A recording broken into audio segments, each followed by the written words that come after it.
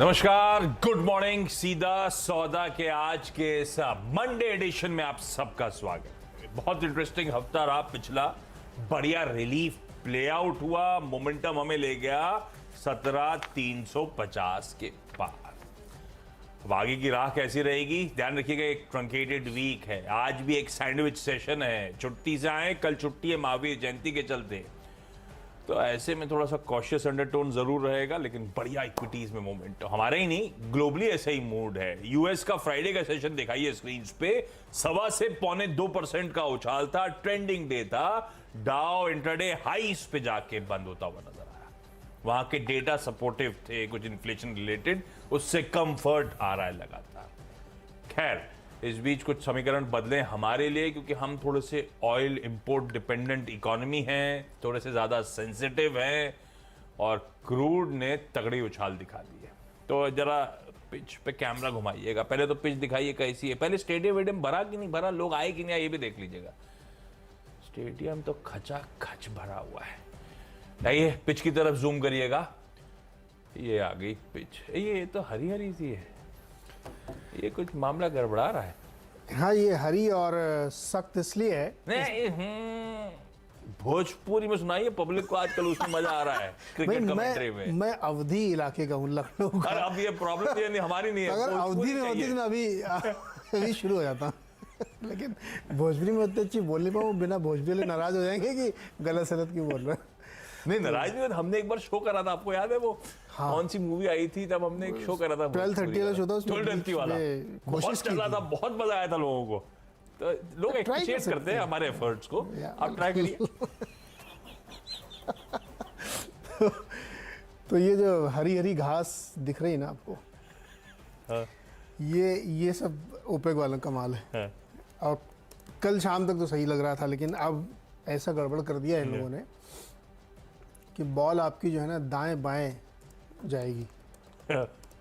और कैसे उसको मैनेज किया जाए ये पता नहीं। हालांकि मार्केट अभी भी ऊपर दिख रहा है मुझे, एसजीएक्स निफ्टी आपकी ग्रीन में है, लेकिन कुल मिला के 16,57,000 बैरल पर डे मतलब अनएक्सपेक्टेडली कट कर दिया, धमकी देते हुए यूएस को। तो मुझे लगता है कि पिच तो भाई आपकी क्या कहें इसको, ग्रीन मान के चलिए, कुछ भी हो सकता है। कुछ भी हो सकता है। मैं ऐसे ही कुछ भोजपुरी के बड़े ढूंढ रहा था, हमें मिले ना, नहीं तो हम मजे लेते थोड़े से, लेकिन गजब है। अच्छा, समझ में आए ना, लोगों को मजा उसी में आ रहा है। देखो इसका मतलब ये हुआ कि आप अपनी डायलेक्ट में बात करें। आप भोपाली बोलो, मैं लखनवी बोलता हूँ। नहीं, भोपाली ऑन एयर नहीं बोल सकते। खतरनाक है बहुत ज्यादा। थोड़े जज्बात बह जाते हैं। तो पिच तो भैया थोड़ी सी घूमने वाली गेंद है, अब बैट्समैन की काबिलियत पर डिपेंडेंट रहेगा। हम लोग ऐसे काबिल बैट्समैन लाए जो खबरों की वजह से अच्छे शायद परफॉर्म कर जाए, पर देखना होगा दिन कैसा पैन आउट होता है, मूड ओवरऑल कैसा है। हम सिर्फ खबरें बता रहे हैं, खबरों के लिहाज से ग्रीन क्या है रेड क्या ये बता रहे हैं। चाल देखेंगे, मार्केट्स के मूड डिसाइड करेंगे। लाइए सबसे पहले कुछ बढ़िया ऑर्डर्स की न्यूज आई है, उनको हाईलाइट कर देता हूं। अच्छा, ऑर्डर्स की न्यूज कई सारे स्टॉक्स पे आई, कई सारी न्यूज आई, लेकिन ये देखना होगा कि पहले कई बार L1 घोषित हुए, उसका अपडेट आ चुके थे, उसके बाद लेटर ऑफ अवार्ड के अपडेट्स आ रहे हैं। तो आपको देखना होगा हम उस खबर पे क्या पहले ही रिएक्ट कर चुके नहीं कर चुके। एक अच्छी बात यह है कि सारी प्रेस रिलीजेस जब आप खोलेंगे तो पहले वो मेंशन करेंगी कि हमने जब मार्च फला दिन में ये कहा था, उसका हमें लेटर ऑफ अवार्ड मिला, क्लैरिटी मिल गई कि पहले खबर आ चुकी है, उसमें हम रिएक्ट कर चुके हैं। जो रिएक्शन नहीं हुए सिर्फ उन ऑर्डर्स को मैं ले रहा हूं। पहला है आरवीएनएल। अच्छा, आरवीएनएल आप लोग जब फ्राइडे को होंगे तब एक ऑर्डर वैसे ही अनाउंस हुआ था, एनएचआई से 720 करोड़ रुपए का प्रोजेक्ट था, उस पर हम रिएक्ट कर चुके हैं, 2 बजे के आसपास आया था। उसके बाद 2 और ऑर्डर्स की खबरें आई। एक तो इनका कंसोर्शियम मतलब कह लीजिए जेवी में इनका 49% स्टेक, जूनियर पार्टनर 49% स्टेक वाले जेवी ने उसको लेटर ऑफ अवार्ड हुआ है एनएचआई से 6 लेन के हाईवे के लिए 1271 करोड़ का। साथ साथ वो तो जेवी में था, ये इनको खुद पूरा मिला है। एनएचआई के एलिवेटेड एक्सप्रेसवे, वो कहां कौन से रीजन में कितना किलोमीटर ये सब नहीं जा रहा, मैं सिर्फ अपने लिए इंपॉर्टेंट ये एलिवेटेड एक्सप्रेसवे एनएचआई से लेटर ऑफ अवार्ड 720 करोड़ का। तो ये 2 नए आ गए, 1271 करोड़ प्लस 720 करोड़। रेल विकास एनएचएआई के तगड़े ऑर्डर्स बैक कर रही है, बढ़िया डाइवर्सिफिकेशन प्ले हो रहा है, ठीक है, इसके चलते इनको एनसीसी, पर एनसीसी क्या है, वैसे ही बहुत बढ़िया मूव्स डिलीवर कर चुका है, अपने ईयर हाइज के आसपास आके खड़ा हुआ है। कहां कितना पिटा हुआ स्टॉक था और क्या बढ़िया वापस रीरेट हो चुका है। तो आई डाउट इस खबर पे बहुत ज्यादा रिएक्शन होगा, पर अपडेट आया था वीकेंड पे कि मार्च मंथ में इन्होंने 1919 करोड़ रुपीस के एडिशनल ऑर्डर्स, 5 नए ऑर्डर्स बैक करें। खबर अच्छी है, ग्रीन रख दिया है, पर डाउट कि स्टॉक बहुत ज्यादा रिएक्ट करेगा। बीएचईएल की खबर थी, बुरी नहीं थी, हालांकि वीरू का ख्याल आया था इसलिए रख रहा हूं, लेकिन बुरी खबर नहीं थी, वैसे भी रखता। बीएचईएल का अपडेट यह है कि इनको लेटर ऑफ इंटेंट एलओआई मिला है 3700 करोड़ रुपए के ऑर्डर्स का। दरअसल डिफेंस सेक्टर के लिए स्ट्रैटेजिक इक्विपमेंट सप्लाई करेंगे। क्या, कौन सा, ये सब डिटेल्स नहीं है, हो सकता है इंपॉर्टेंट डिस्क्लोजर, ज्यादा डिटेल जाने की जरूरत नहीं थी, यहीं तक उन्होंने मेंशन करा है डिफेंस सेक्टर के लिए कुछ स्ट्रैटेजिक इक्विपमेंट्स बीएचईएल सप्लाई करेंगे। अच्छा खासा क्वांटम है, 3700 करोड़ रुपए का, इसको भी ग्रीन रख दिया। तो तीनों ऑर्डर न्यूज को मैं ग्रीन लेके चल रहा हूं। ओके, कितने लिए आपने? तीन चलो 3 मैं भी लेता हूँ, खबरों वाली हैं। सीएसबी बैंक, इसका बिजनेस अपडेट आया है क्वार्टरली और अच्छा दिख रहा है। सीएसबी बैंक के जो डिपॉजिट्स हैं उसमें 21% से ज़्यादा की ग्रोथ आई है, 24,500 करोड़ हो गया है ये। और कासा जो है इनका 16% उछल के 7886 करोड़ हो गया है। सबसे अच्छा इसमें है कि इनकी जो ग्रॉस एडवांसेस हैं, यानी लोन्स जो हैं, 30% की ग्रोथ देखने को मिली है। इंटरेस्टिंग बात यह है कि जो छोटे छोटे बैंक हैं ना, मैंने बहुत सारे बैंकों से बात की थी, उनकी ग्रोथ, इवन फेडरल बैंक की 22-24% की ग्रोथ थी। तो अगर आप एवरेज आउट भी करें तो इंडस्ट्री से कहीं बेटर ये लोग ग्रोथ दिखा रहे हैं। तो ये मुझे लगता है कि बाजार को पसंद आने चाहिए, बहुत अच्छी ग्रोथ यहाँ पे दिखाई है। अल्ट्राटेक सीमेंट ने भी अपने नंबर्स दिखाए हैं। आप ये कह सकते हैं कि पिछला क्वार्टर को बहुत ग्रेट नहीं था सीमेंट कंपनीज के लिए, लेकिन स्टिल जो है सेल्स वॉल्यूम करीब 12% YoY ग्रो हुआ है। और इसीलिए ग्रे सीमेंट का जो ग्रोथ है वो 14% की है, वाइट सीमेंट 11% की बढ़ के आई है। तो ये नंबर्स काफ़ी इंकरेजिंग दिख रहे हैं, मुझे लगता है कि बाजार को पसंद आना चाहिए। और अब ये खबरें आ रही हैं कि शायद प्राइस हाइक भी हो रही है, तो और बेटर नंबर आएंगे। और कम से कम जून, अप्रैल मई जून, अगले एक क्वार्टर में तो और बढ़िया रहेगी, जब तक फुल फ्लेजेड बारिश नॉर्थ में नहीं शुरू हो जाती तब तक और बढ़िया ग्रोथ देखने को मिलेगी। तो अल्ट्राटेक भी प्रोविजनल्स नंबर जो है बिजनेस अपडेट के वो है। और तीसरा जीआर इंफ्रा, यार ये कंपनी तो पता नहीं, इसमें 1248 करोड़ का इनको एक कॉन्ट्रैक्ट मिला एनएचएआई से। ये पिछले हफ्ते जो हम लोग थे तो इनको करीब 6-7 हज़ार करोड़ के ऑर्डर बैक टू बैक रोज मिलते थे, 4-5 हज़ार करोड़, 2,000, 3,000 इस तरह से। तो काफ़ी सारे कॉन्ट्रैक्ट्स में मिल रहे हैं। हमको लगता है चुनावी असर है, चुनावी साल और प्लस ईयर एंड क्लोजिंग रही होगी, इसलिए लगातार ऑर्डर क्लियर किए गए। तो इसको भी ध्यान में रख सकते हैं। 3 स्टॉक हो गया शीश। ओके, अच्छा, मैंने पहले तो 3 ऑर्डर बैक करने वाली अपडेट्स दिए थे, उसके बाद 3 शायद लार्ज ट्रेड बड़े थे, 2 मेंशन कर रहा हूं। एक तो फिनिक्स मिल्स को मैं रेड लेके चलता हूं आज, बढ़िया कंपनी है, बिजनेस मॉडल पे कोई शक नहीं, बहुत बढ़िया है। पर यहां पे फ्राइडे का जो लार्ज ट्रेड हुआ था उसके बाद स्टॉक प्रेशर में आया था। क्या लार्ज ट्रेड हुआ था? गवर्नमेंट ऑफ सिंगापुर, उसने यहां पे 51.5 लाख कह लीजिए, 51.49 है, तो 51.5 लाख शेयर्स बेच दिए इसी भाव पे जहां खड़ा हुआ है 1300 पॉइंट समथिंग पे। अच्छा, लास्ट शेयर होल्डिंग पैटर्न ये मेंशन करता है कि उनके पास इससे कहीं ज्यादा 76.5 लाख शेयर्स के आसपास की होल्डिंग थी, जिसका 2/3 कह लीजिए चंक बिका है, अभी भी 1/3 उनके पास है, 4.25% स्टेक ऑन करते थे।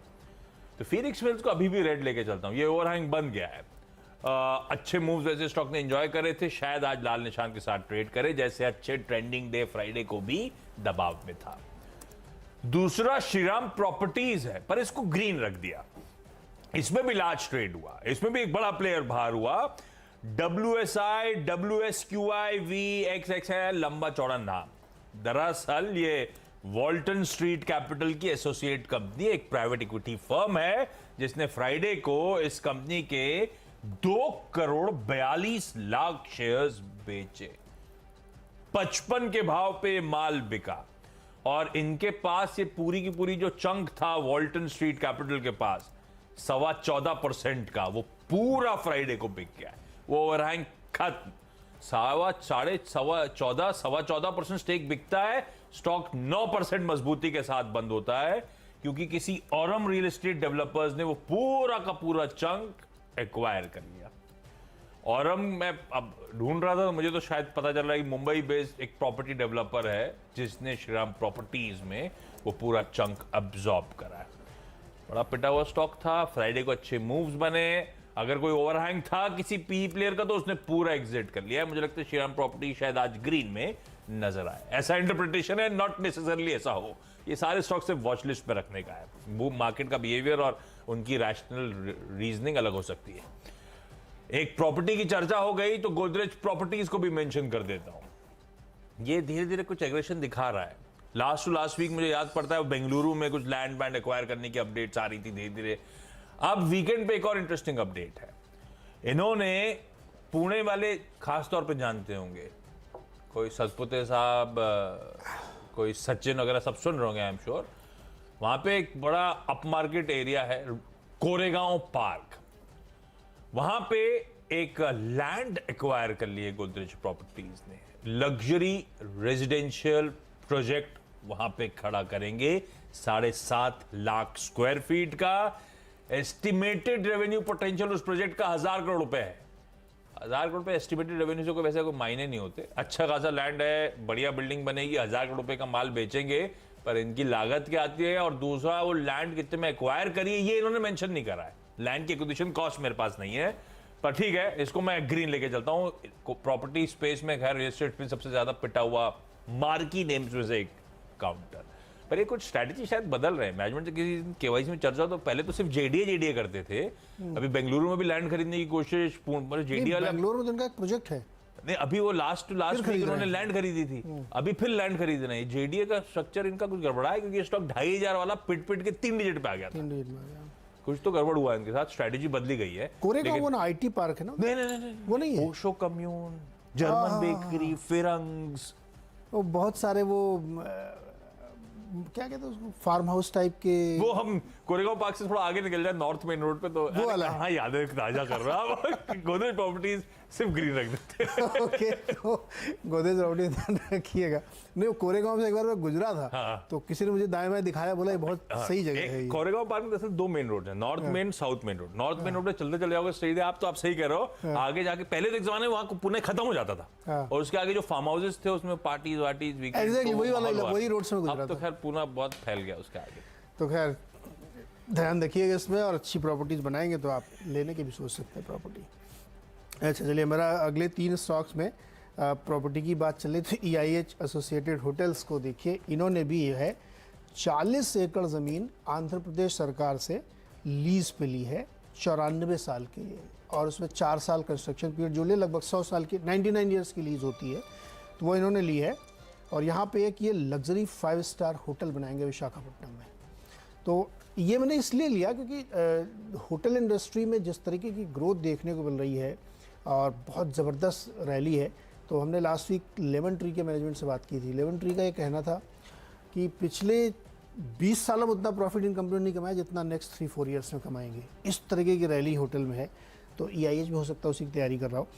GIC लिखिए, जनरल इंश्योरेंस कंपनी, GIC बोलते हैं। इसमें एक बड़ा डेवलपमेंट हुआ है, और न्यू इंडिया इंश्योरेंस भी दिखा दीजिएगा। कल इसमें इरडा ने वीकेंड के दौरान ये कहा है कि GIC, न्यू इंडिया इंश्योरेंस और LIC, ये तीनों सिस्टमेटिकली इतनी इंपॉर्टेंट कंपनियां हैं कि टू बिग टू फेल है। यानी इसका मतलब ये होता है कि अगर कभी ऐसी कोई समस्या खड़ी हुई कि इनके सामने लिक्विडिटी नहीं है, पैसे नहीं है, तो सरकार इनको बचाएगी। जैसा कि आपको याद होगा ICICI बैंक, SBI, ये सब too big to fail category में आते हैं। वैसे इसका अनाउंसमेंट हुआ है, ये इनके लिए बहुत पॉजिटिव है कि ये कंपनियां बहुत ही सेफ और सिक्योर्ड हो गई। तो GIC और न्यू इंडिया इंश्योरेंस में भी ध्यान रखना चाहिए। कुछ दिन पहले खबर भी आई थी कि सरकार बहुत सारी इंश्योरेंस कंपनीज में 5-6 हज़ार करोड़ रुपए कैपिटल इन्फ्यूजन करने वाली भी है। 6 सौ हो गए, मौज आ गई भैया।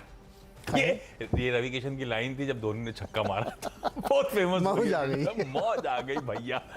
इसी मौज के साथ ब्रेक ले लेते हैं। ब्रेक के उस बार बचे हुए 4 स्टॉक्स।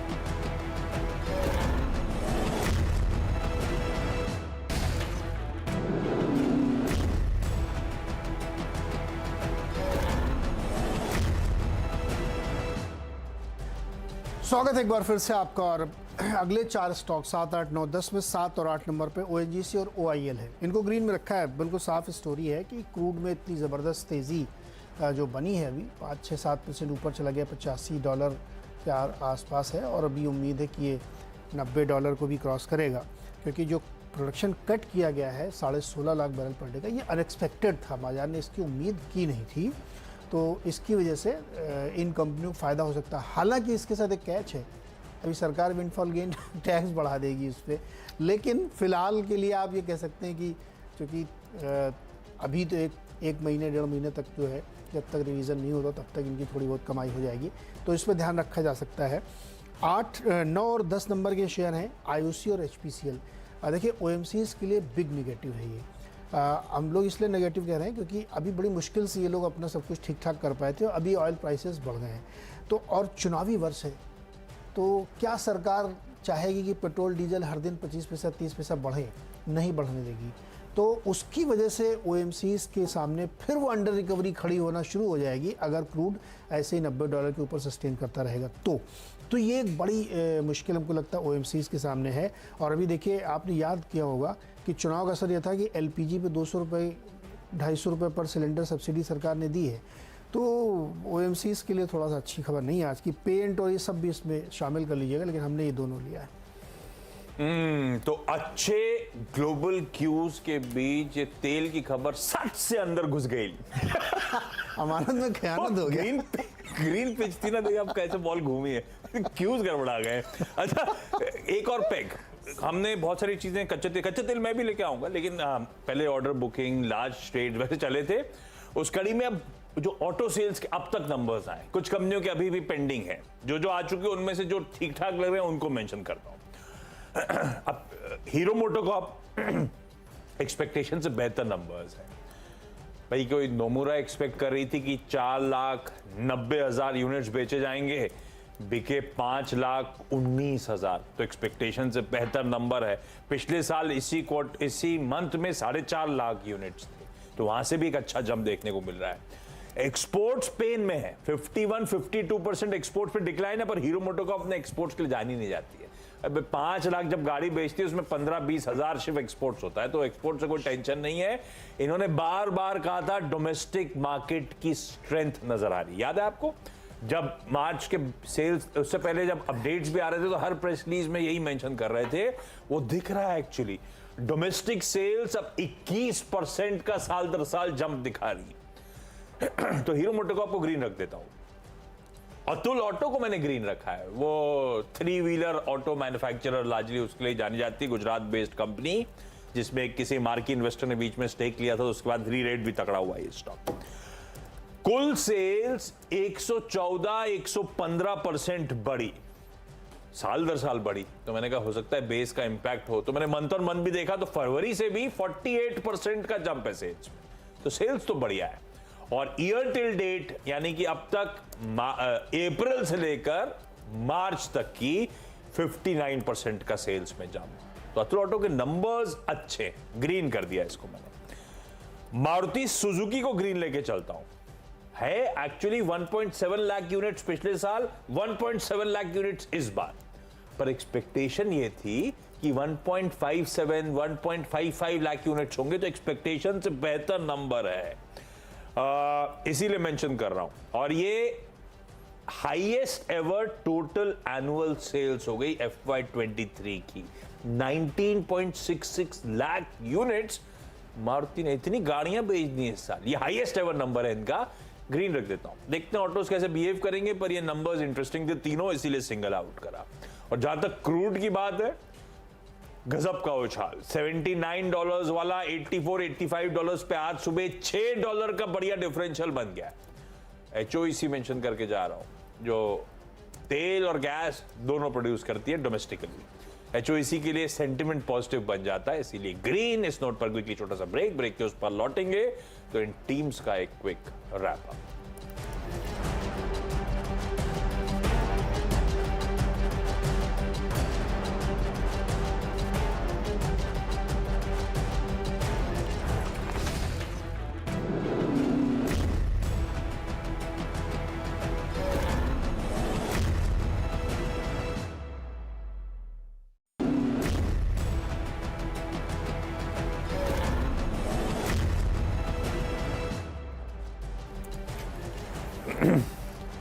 भाई ब्रेक के बाद आपका स्वागत है। मेरी 10 की सीधा सौदा की टीम का एक क्विक रैप अप अब आपकी स्क्रीन पर। सिर्फ खबरों के बेसिस पर हरा लाल है, बाजार की चाल पे डिपेंडेंट होगा इन स्टॉक्स की चाल, तो ये ध्यान रखिएगा।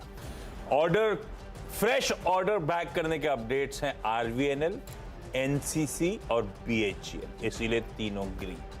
2 लार्ज ट्रेड इंटरेस्टिंग थे। फिनिक्स मिल्स में गवर्नमेंट ऑफ सिंगापुर ने बेचा है, जिसका अभी भी चंक बचा हुआ है, और श्रीराम प्रॉपर्टीज में 14.5% का स्टेक बढ़िया तरीके से अब्सॉर्ब हो गया है। उस पी प्लेयर ने सारा ऑफलोड कर दिया है, इसीलिए ग्रीन कर दिया। गोदरेज प्रॉपर्टीज ने पुणे में एक लैंड पार्सल एक्वायर करा। Hero MotoCorp, Atul auto, Maruti Suzuki के मार्च ऑटो सेल्स के नंबर्स एक्सपेक्टेशन से एटलीस्ट बेहतर लग रहे हैं। अतुल ऑटो के तो एक्सपेक्टेशन नहीं था हमारे पास, लेकिन बाकी ठीक लग रहे थे, इसलिए ग्रीन। और एचओईसी, क्योंकि कच्चा तेल अब जो फ्राइडे डाइजेस्ट किया था आप सुबह के बीच में $6 का उछाल दिखा रहा है, इसीलिए इन ग्रीन। चलिए टीम में नजर डालिए, और यहाँ पे भी बहुत सारी खबरों के आधार पे चुना है। ऑयल वाली थीम तो एक डेफिनेटली होगी ही, लेकिन उसके अलावा बहुत सारी खबरें जैसे सीएसबी बैंक और अल्ट्राटेक, इन सब का जो बिजनेस अपडेट आया है क्वार्टरली, वो काफ़ी इंकरेजिंग है। जैसे सीएसबी बैंक की क्रेडिट ग्रोथ 24% तक दिख रही है, अल्ट्राटेक की 14% की ग्रोथ है सीमेंट बेचने की। जीआर इंफ्रा को एक और कॉन्ट्रैक्ट मिला है, लगातार पिछले 8-10 दिनों से इनको रोज़ एक कॉन्ट्रैक्ट मिल रहा है। EIH एसोसिएट होटल ने विशाखापट्टनम में एक ज़मीन खरीदी है, जो लीज पे ली है इन्होंने 100 साल की, जिसपे एक 5 स्टार होटल बनाएंगे।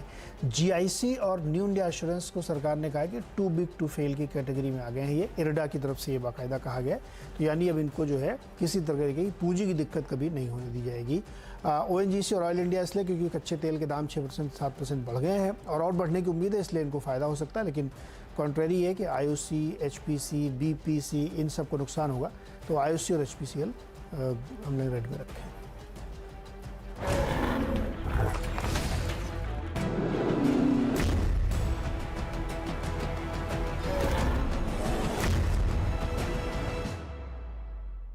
रघुपति राघव राजा राम, पतित पावन Sitaram.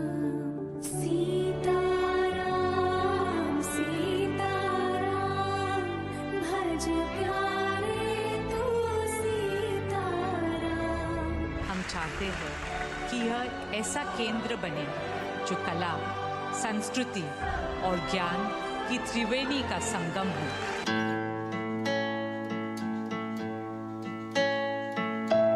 Bringing the center to life has been an absolute labor of love and joy. It's named after my mother. The NMACC is a tribute to her lifelong devotion to the arts.